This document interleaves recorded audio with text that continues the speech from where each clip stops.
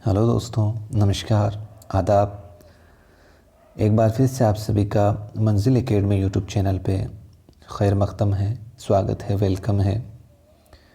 दोस्तों, मंजिल academy YouTube channel आपकी जो मंजिल है, चाहे रीट एग्ज़ाम हो, चाहे सीटेट एग्ज़ाम हो, चाहे किसी भी स्टेट का टेट एग्ज़ाम हो, उसकी मंजिल तक पहुंचाने के लिए हम लगातार प्रयासरत हैं। बिल्कुल बेसिक से, बिल्कुल शून्य से आपको आपका पूरा पाठ्यक्रम करवाया जा रहा है।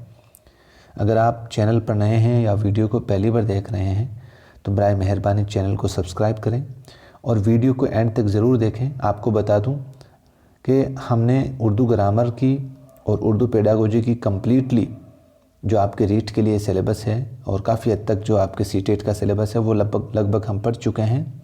आप प्लेलिस्ट बनी हुई चैनल पर जाकर अच्छे से पढ़ें। दोस्तों, हमारी ये क्लास जो 8वीं कक्षा की माध्यमिक शिक्षा बोर्ड की जो उर्दू की किताब है उसकी सीरीज हम पढ़ रहे हैं और इससे पहले 7 जो लेक्चर हैं, 7 पार्ट हैं वो पढ़ चुके हैं।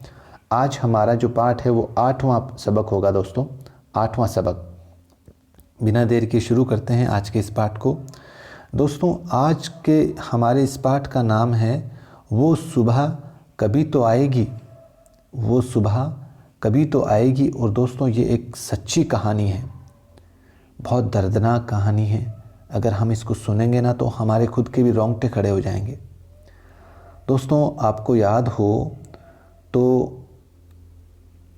1984 के समथिंग 1900 यानी कि 84 के समथिंग मध्य प्रदेश का जो भोपाल शहर है वहाँ पर एक जो भोपाल गैस त्रासदी के नाम से आपने एक घटना सुनी होगी। एक हादसा घटा था वहाँ पर।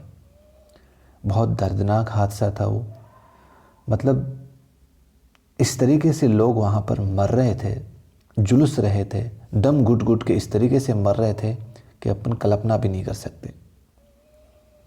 क्योंकि उसके अंदर जो गैस थी, जो यूनियन कार्बाइड नाम की जो गैस थी, वो जब लीक हुई थी तो वहाँ पर इस तरीके का माहौल हो गया था कि लोग ऑन स्पॉट ख़त्म हो रहे थे। और जो बच भी गए थे आज भी मतलब उसका असर बाकी है। वहाँ पे जो नज़दीक थे, जो घर वाले या जो मेंबर थे या उनका कोई मेंबर बच गया और वो अब कहीं दूसरी जगह रह रहा है, तो अभी भी उसके परिवार में उसके जो कुछ गुण हैं वो उसके पाए जाते हैं, उस गैस की त्रासदी वाली हादसे के। तो दोस्तों, बहुत सच्ची कहानी है, पढ़ते हैं इसको हम। और ये एक सलमा नाम की बच्ची है, वो अपनी इस कहानी को बयान करती है। वो लिखती हैं कि मैं बहुत छोटी थी जब भोपाल में गैस फैली थी। यानी कि मध्य प्रदेश का जो शहर था भोपाल, उसके अंदर जब ये गैस फैली थी तब वो बहुत छोटी थी। मेरी अम्मी बताती है कि वो मुझे अपने बाजुओं में जकड़ कर जहांगीर आबाद की तरफ दौड़ी थी। जैसे ही वो आगे बताती है कि भोपाल गैस त्रासदी हुई, जो हादसा हुआ, तो मेरी अम्मी मुझे बाजुओं में जकड़ कर दौड़ रही थी और मुझे अच्छी तरीके से याद है कि मैंने अपना पहला कदम बीमारी की हालत में ही आगे बढ़ाया था। सलमा कहती है कि मुझे याद है कि मैं जब बीमार थी उसी हालत में ही मैंने पहला कदम आगे बढ़ाया और अब भी मैं पूरी तरीके से ठीक नहीं हो पाई हूँ। बीच में कुछ रोज़ मुझे थोड़े आराम का एहसास हुआ, लेकिन अब फिर वही पुरानी हालात लौट आई है। मेरा गला और आंखें सूज जाती है, मेरे चेहरे पर सोजन रहती है, गले के अंदर ही अंदर खून रिश्ता रहता है, मेरी सांस बुरी तरह से फूलने लगती है और मैं बेहाल हो जाती हूँ। ये जो सलमा है ये अपना दर्द बयान करती है। आगे बताती है,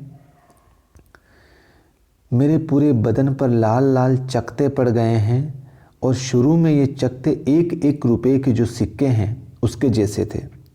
अब ये ज़रा छोटे हो गए हैं।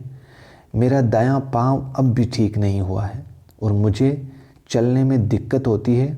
और देखो, मेरे पैर में वो सुबह कभी तो आएगी और मेरे पैर में छाले पड़े हुए हैं। सॉरी, ये पाठ का नाम था। वो आगे कहती है, मेरे पैर में अभी भी छाले पड़े हुए हैं, हम पर क्या कुछ गुजरी है, ये हमारी ज़िंदगी किसकी वजह से हमेशा के लिए बदल गई है। तो इसका आप अंदाज़ा लगा सकते हैं, इसकी वजह सिर्फ़ और सिर्फ वो जो गैस लीक हुई थी भोपाल के अंदर वही थी। आगे बताती है वो, मेरे अब्बू इस हादसे में ख़त्म हो गए, तब हम बहुत छोटे थे। मेरी माँ की दिमागी हालात ख़राब हो गई और वो दरवाज़े पर बैठी अब्बू का इंतज़ार करती रहती थी। बहुत दर्दनाक कहानी है दोस्तों। आगे बताती है वो कि हमसे हमारी माँ कहती थी कि अब्बू आने वाले हैं, उनके लिए चाय बना लो। वो उनके पैरों की आहट महसूस करती और चिल्ला कर कहती कि वो घर आ गए हैं।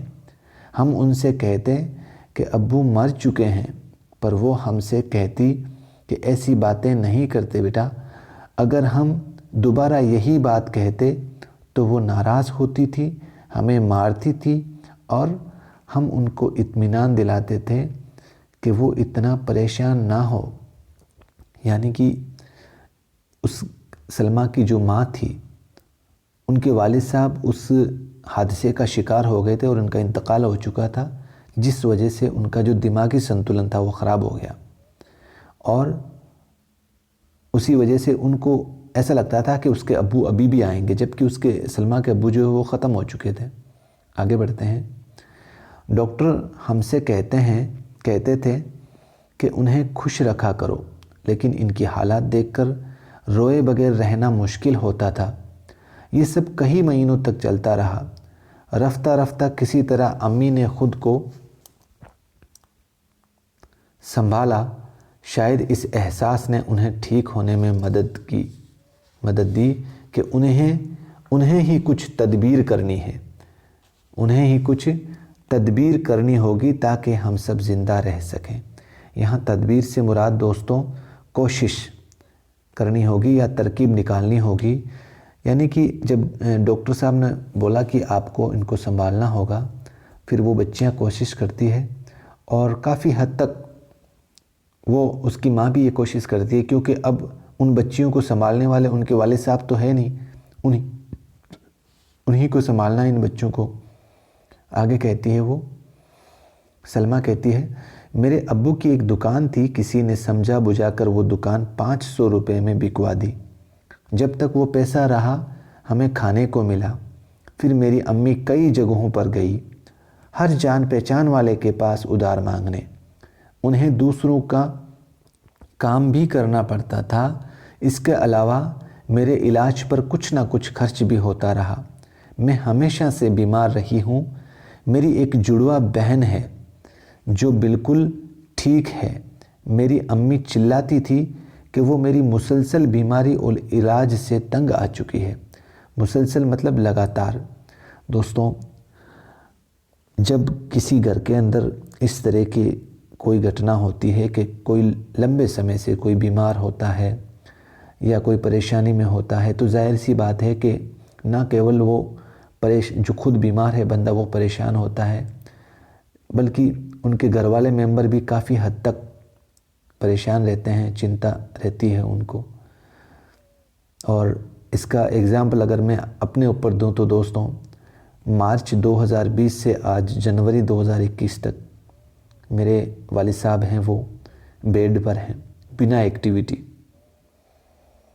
तो दोस्तों आगे चर्चा करते हैं। एक मर्तबा की बात है जब मैं बहुत बीमार थी। किसी ने अम्मी को प्राइवेट डॉक्टर के पास ले जाने की सलाह दी। वो डॉक्टर बहुत अच्छा माना जाता था। मुझे नर्सिंग होम ले जाया गया। डॉक्टर ने बताया कि मैं मरने वाली हूँ। इलाज के लिए सिर्फ नर्सिंग होम के बिस्तर का खर्च ही 250 रुपये रोज़ाना का है। इलाज का खर्च अलग लगेगा। मेरी अम्मी ने बताया कि हमारे पास इतने पैसे नहीं हैं। तब उसने कहा कि वो मुझे घर ले जाएं, पर वो नहीं मानी। उसकी सलमा की जो माँ है वो नहीं मानी। मैं वहीं पड़ी रहती जब तक कि दोपहर को वापस ना आती। मुझे नहीं मालूम कि वो पैसे कहाँ से लाती, पर वो मेरे इलाज के लिए कहीं ना कहीं से पैसे ले आती। जब सलमा की तबीयत ज़्यादा ख़राब होने लगती है दोस्तों, तो उसकी माँ क्या करती है, किसी की राय मानकर प्राइवेट डॉक्टर के पास चली जाती है। लेकिन प्राइवेट हॉस्पिटल पे आज की तरह वहाँ उस टाइम भी काफ़ी महंगे होते थे, और उस टाइम 250 रुपये बहुत ज़्यादा होते थे। सिर्फ उसके अंदर हॉस्पिटल में जो नर्सिंग होम का चार्ज है वही, और फिर इलाज का खर्च। तो फिर भी न जाने उसकी माँ कहाँ से पैसे लाती। अब मैं आयुर्वेद की दवाएं इस्तेमाल कर रही हूँ, और सलमा आगे कहती है, अब मैं आयुर्वेद की दवाएं इस्तेमाल कर रही हूँ और इससे मुझे काफ़ी आराम है। मेरे पाँव के छाले सूख रहे हैं, पसलियों का दर्द चला गया, चेहरे की सूजन कम हो गई, और सर दर्द, बदन दर्द और गले से खून का रिसना भी बंद हो गया। अब मुझे पहली मर्तबा ऐसा महसूस होता है कि मैं ठीक हो सकती हूँ। मैं जानती हूँ कि अभी हमें बहुत दूर जाना है। मैं बहुत खुश रहती हूँ। मैं अब जीना चाहती हूँ। तो दोस्तों, ये एक सलमा की, जो बेचारी 1984 के अंदर भोपाल के इस त्रासदी के हादसे की शिकार थी, और अपना दर्द जो है इस कहानी में बयान किया। दोस्तों, इस लेक्चर में आपके रीड के हिसाब से तो मुझे नहीं लगता कोई प्रश्न बनेगा, फिर भी अपन देख लेते हैं। पैराग्राफ में इतना इजी पैराग्राफ तो नहीं देंगे वो शायद, क्योंकि इसकी जो शब्दावली है वो बहुत इजी है। देखते हैं। राहत, राहत का मतलब होता है दोस्तों आराम या सुकून। तदबीर का माना देख लेना दोस्तों आप।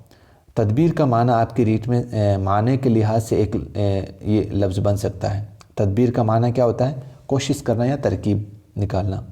रफ्ता रफ्ता का मतलब आहिस्ता आहिस्ता। नीचे लिखे हुए अल्फाज को बुलंद आवाज़ से पढ़िए। हादिसा, इंतज़ार, खर्च और मर्तबा। थोड़ा सा ये आप माइंड में रख लें इस कहानी को बस, कि ये जो 1984 की सर्दियों में मध्य प्रदेश के शहर भोपाल में गैस का एक बहुत बड़ा सानहा रोनुमा हुआ था, यानी कि बहुत बड़ा हादसा। सानह का मतलब हो गया, सानहा का मतलब हो गया हादसा या कोई घटना। इस सानहा की जिम्मेदारी यूनियन कार्बाइड नामी एक गैर मुल्की कंपनी पर आयद होती है, यानी कि इसकी जो जिम्मेदार है वो एक कोई विदेशी कंपनी थी। और जहरीली गैस के रिसने से पूरे शहर में कोहराम मच गया था। हज़ारों इंसान और जानवर इस आने में अपनी जानें गंवा बैठे थे। जहरीली गैस के असर से हज़ारों लोग बीमार पड़ गए। ये बीमारी एक नस्ल से दूसरी नस्ल को मुंतकिल होती गई। मुंतकिल का माना होता है दोस्तों एक जगह से दूसरी जगह पर जाना, यानी कि जो आनुवंशिक आप बोल सकते हो हिंदी के अंदर मुंतकिल का। आज भी इस सानह के शिकार बहुत से अफराद ज़िंदगी और मौत की कश्मकश में मुब्तला दिखाई देते हैं। यानी कि बहुत से अफराद, बहुत से ऐसे भी परिवार आज भी हैं दोस्तों, जो इस हादसे के शिकार होने की वजह से आज भी इसकी कश्मकश में मुब्तला हैं और अपने हक़ के मांग कर रहे हैं। इनकी दवा और इलाज का जो एहतमाम किया जाना चाहिए, जो बंदोबस्त किया जाना चाहिए, वो अब तक नहीं हो सका है। इस मसले ने एक लंबे कानूनी झगड़े की हैसियत इख्तियार कर ली और जिसका फ़ैसला होना अभी बाकी है। गैस का ये हादसा या सानह हमारे सामने कई सवाल लेकर आया है। सिनाती तरक्की ने जहां इंसान को बहुत से फ़ायदे पहुंचाए हैं। सिनाती तरक्की का मतलब होता है दोस्तों जो नई नई टेक्नोलॉजी आज हम यूज़ कर रहे हैं, जिनसे इंसान बहुत सारे फ़ायदे ले रहा है, वहीं इसके लिए कुछ आजमाइशें भी खड़ी कर दी है, यानी कि कुछ परेशानियां भी खड़ी कर दी है। नई नई जो टेक्नोलॉजियां आ रही है, नए नए जो साधन आ रहे हैं, नई नई जो सुविधाएं हैं आ रही है इंसान के लिए, उन सुविधाओं के साथ में इंसानों के साथ में कुछ परेशानियां भी आने लग गई है। इस मसले पर हम सबको एक नए सिरे से गौर करने की ज़रूरत है। तो ये पाठ के कुछ सवाल हैं। सलमा की अम्मी उसे बाजू में जकड़कर जहांगीराबाद की तरफ क्यों दौड़ रही थी? क्योंकि वहाँ पर भोपाल के अंदर जो गैस है वो लीक हो गई थी। सलमा की अम्मी किस बात पर उससे नाराज़ होती थी? सलमा की अम्मी किस बात पर उससे नाराज़ होती थी? सलमा की अम्मी की दिमागी हालात ख़राब थे। वो कहती थी कि उसके अब्बू आने वाले हैं, जबकि सलमा कहती थी कि उसके अब्बू मर चुके हैं। इस बात से वो नाराज़ होती थी। सलमा की अम्मी की दिमागी हालत क्यों ख़राब हो गई थी? सलमा की अम्मी के जो हस्बैंड है उनका इंतकाल हो चुका था, इस वजह से उनकी हालत ख़राब हो चुकी थी। नर्सिंग होम के डॉक्टर ने अम्मी से क्या कहा? नर्सिंग होम के डॉक्टर ने अम्मी से कहा कि सलमा मरने वाली है, अगर उसको आपको ज़िंदा रखना है तो आपको नर्सिंग होम में उसको होम में एडमिट करना होगा, जिसका खर्च बहुत ज़्यादा है। सलमा ने ऐसा क्यों कहा कि मैं अब जीना चाहती हूँ? उसकी अम्मी की जो ताकत, जो हौसला अफजाई उसने देखी कि किस तरीके से उसने हमें पाला है इन मुसीबतों में, तो उसको देखकर भी उसे लगा कि यार मुझे भी जीना चाहिए। खाली जगहों को आप ये पार्ट देख लेना, ऊपर भर लेना, कोई मुश्किल नहीं है। वैसे नीचे दिए गए जुमलों में इस्तेमाल कीजिए। बीमारी, आराम, छाले, हादसा, इलाज, सोजन, ये सब इजी हैं दोस्तों, आप आराम से खुद कर सकते हैं। अब ये लाइन इंपॉर्टेंट है, यहाँ से देखना होगा। इस सबक में लफ्ज़ रफ्ता रफ्ता इस्तेमाल हुआ है। किसी बात में ज़ोर पैदा करने के लिए जुमले में लफ्ज़ को 2 बार इस्तेमाल किया जाता है। इन जुमलों पर गौर कीजिए और ऐसे 3 जुमले बनाइए। यानी कि रफ्ता रफ्ता, किसी बात को ज़ोर देने के लिए किसी लफ्ज़ का 2 बार इस्तेमाल किया जाता है। जैसे शाम होते होते घोंसला तैयार हो गया, होते होते, चलते चलते वे थक गया, थोड़े थोड़े वक्फे से हमें देखता रहा। थोड़े थोड़े गैप के बाद में, वक्फा मतलब गैप के बाद में हमें वो देखता रहा। और ज़रा ज़रा सी बात पर रूठ जाता है। एक दोस्तों ये अगर आप वापस कभी आगे तैयारी करना चाहो सेकंड ग्रेड फर्स्ट ग्रेड के अंदर, ये लाइन है यहाँ, ये जो पैराग्राफ है ये आपके लिए इम्पोर्टेंट है। इसमें क्या कहा गया है? इस सबक में भोपाल गैस सानह से हुई तबाहकारी का जिक्र किया गया है और इसका शिकार होने वाली सलमा की कहानी वो सुबह कभी तो आएगी उन्वान के तहत बयान की गई है। यही उन्वान साहिर लुधियानवी के गीत उम्मीद का एक मिसरा भी है। यानी कि वो सुबह कभी तो आएगी, ये जो आपने अभी उन्वान पढ़ा है, इसी पे साहिर लुधियानवी भी जो बहुत बड़े शायर हैं, उनका एक गीत है, उम्मीद का एक मिसरा भी है। आप इसी तरह के कुछ और गीतों, नगमों, कहानियों, मज़ामीन के किसी जुमले या मिसरों को तलाश कीजिए और उनकी फ़हरिस्त बनाइए। ठीक है, तो ये दोस्तों आज आपके एक दर्द भरा एक स्टोरी थी, एक कहानी थी, बहुत दर्दनाक थी सलमा की, जो हमने पढ़ी। कैसा लगा आज का लेक्चर? अपने कमेंट बॉक्स में अपना कीमती मशवरा मुझे ज़रूर दें, राय बताएं ज़रूर। कोई क्लास में और इम्प्रूवमेंट चाहते हैं या कोई आपका सजेशन हो कीमती, तो मुझे ज़रूर बताएं दोस्तों। और लगातार ईमानदारी से मेहनत करते रहें, इंशाल्लाह आपकी मंजिल ज़रूर बहुत जल्द आपके सामने होगी। दीजिए मुझे इजाज़त, मिलते हैं फिर से एक नए वीडियो के साथ। खुदा हाफिज़, जय हिंद, जय भारत।